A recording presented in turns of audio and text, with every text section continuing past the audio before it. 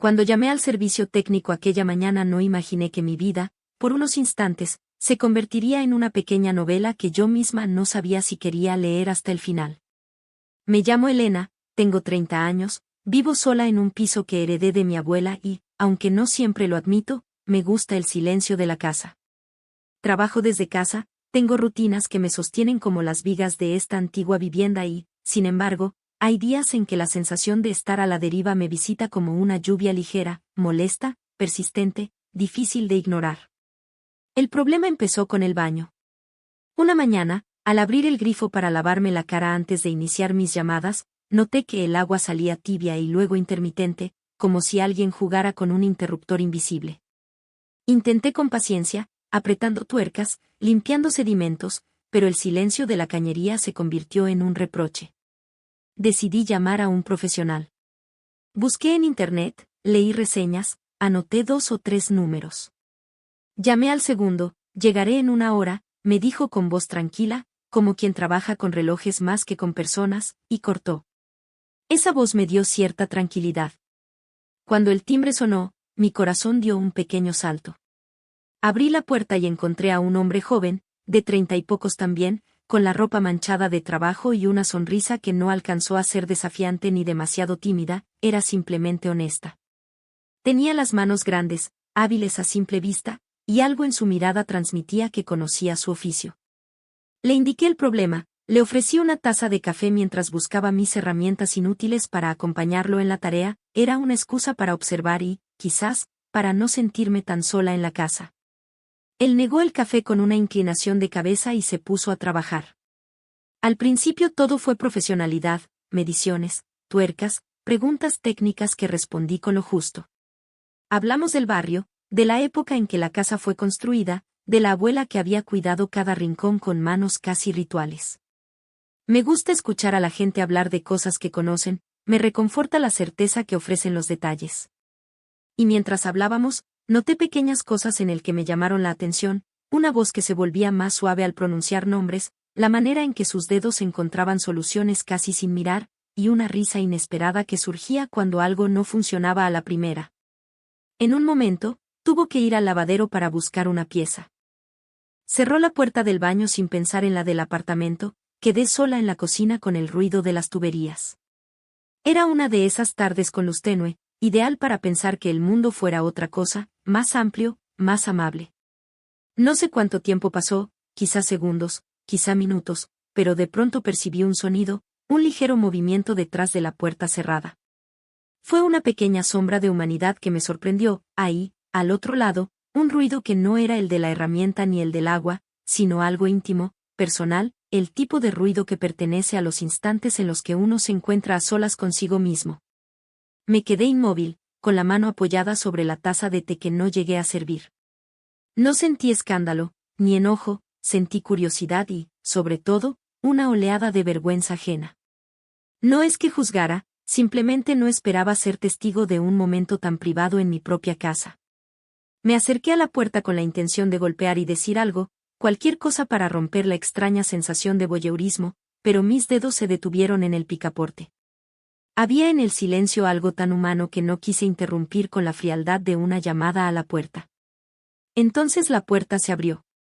Él apareció con el rostro ligeramente sonrojado, pero no sorprendido.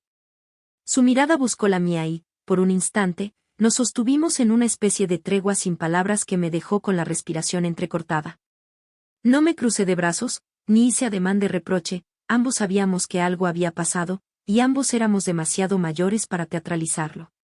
Él se disculpó con un murmullo que no necesitó excusas, yo respondí con otra que parecía hecha para no herir ni ser herida.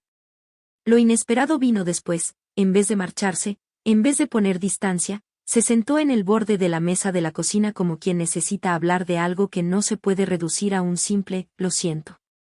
Comenzó a contarme pequeñas historias de su infancia, de cómo aprendió el oficio con su padre que le enseñó a respetar cada grifo y cada tubería como piezas de la vida.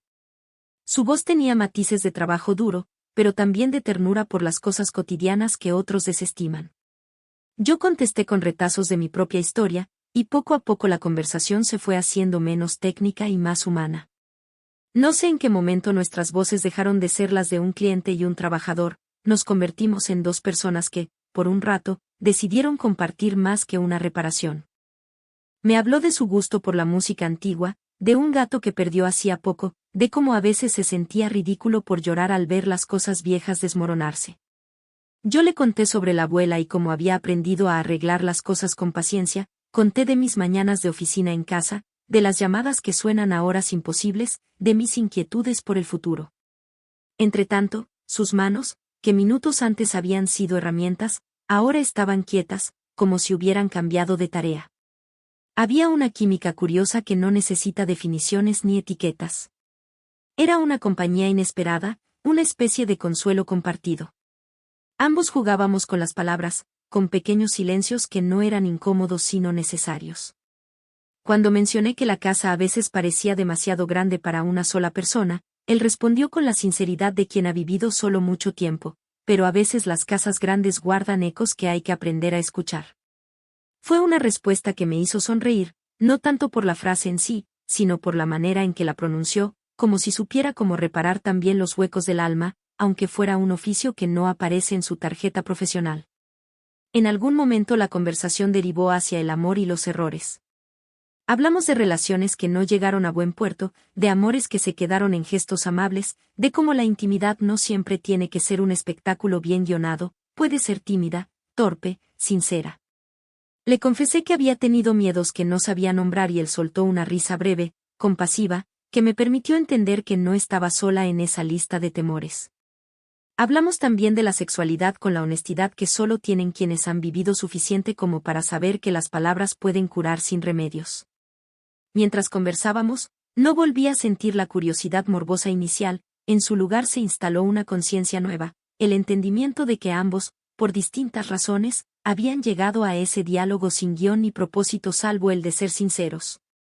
Me di cuenta entonces de que ese momento mío, que inadvertidamente yo había presenciado, no era solo su íntimo, sino un gesto humano de imperfección que, en vez de provocar rechazo, nos había permitido comenzar una conversación profunda, sin subterfugios.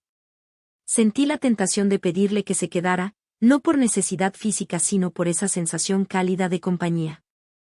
Él, por su parte, mostró un interés que no era invasivo, preguntó cómo había llevado la soledad, si me gustaban las visitas o si prefería que nadie tocara nada en la casa sin una cita previa. Respondí con la verdad, me cuesta recibir, pero a veces quiero que alguien vea la casa y a mí dentro de ella.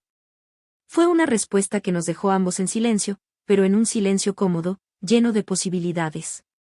El tiempo, que no entiende de conversaciones, comenzó a recordarnos que tenía un orden, la pieza de recambio que necesitaba instalar, los papeles que debía llenar para el servicio, la vida que seguía su curso fuera de mi cocina. Se levantó a revisar el baño de nuevo con la naturalidad de quien vuelve a su oficio después de una pausa inesperada. Antes de marcharse, sin embargo, me miró con una seriedad nueva. Me dijo algo tan sencillo como, si alguna vez necesitas una mano, no solo para las tuberías, puedes llamarme. No fue una proposición ni un ofrecimiento nebuloso, fue una línea tendida con discreción. Cuando cerró la puerta y quedó el eco de sus pasos, me quedé mirando el hueco que dejó, como quien mira a través de una ventana con la esperanza de que alguien regrese. No supe si lo que sentía era curiosidad por conocerlo más, o una mezcla de gratitud y algo parecido a la emoción. Lo cierto es que mi día, que había comenzado con una molestia doméstica, terminó con una perturbación de otro tipo, la conciencia de que la vida podía interrumpirse con encuentros imprevistos que dejaban pequeñas marcas. Esa noche, mientras fregaba los platos, repetí mentalmente las frases que habíamos intercambiado. Cada palabra resonaba con la textura de lo que había sido una conversación honesta. Pensé en cómo a veces las ocasiones más embarazosas se convierten en puertas abiertas si uno tiene la paciencia de no cerrarlas de golpe.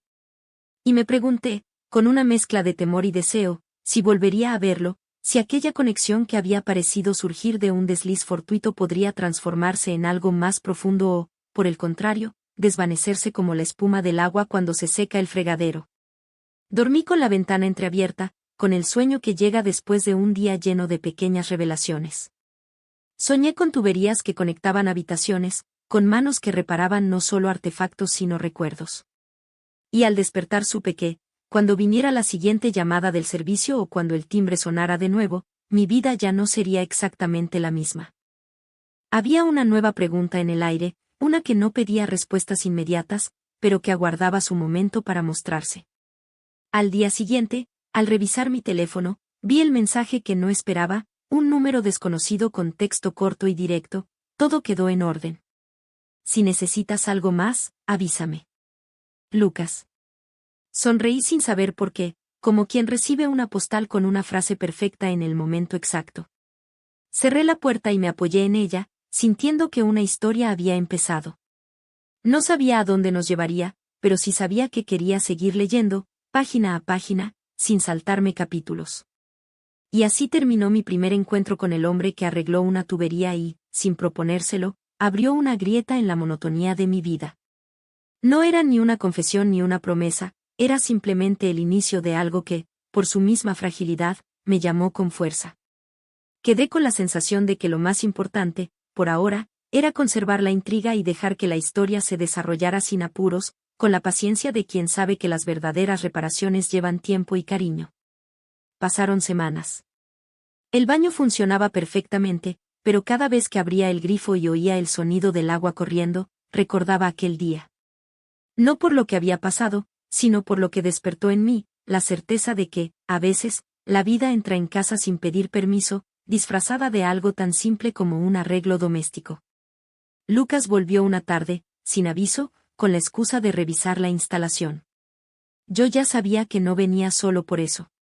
Traía la misma sonrisa tranquila, pero esta vez había algo distinto en sus ojos, como si ambos supiéramos que no hacía falta hablar del pasado para entender lo que nos unía. Mientras revisaba la llave del agua, el silencio se llenó de una tensión suave, casi imperceptible, pero viva. Y cuando terminó, en lugar de irse enseguida, se quedó de pie frente a mí. No dijo nada, solo me miró con esa mezcla de respeto y deseo contenido que no necesita palabras. Fue entonces cuando entendí que aquella historia, nacida del azar, no era una anécdota para olvidar, sino una señal. No de amor repentino, ni de destino, sino de algo más poderoso, la posibilidad de volver a sentir. No hubo promesas, ni finales de película. Solo un «hasta pronto» que sonó a principio. Esa noche, mientras la lluvia golpeaba los cristales, sonreí en la oscuridad.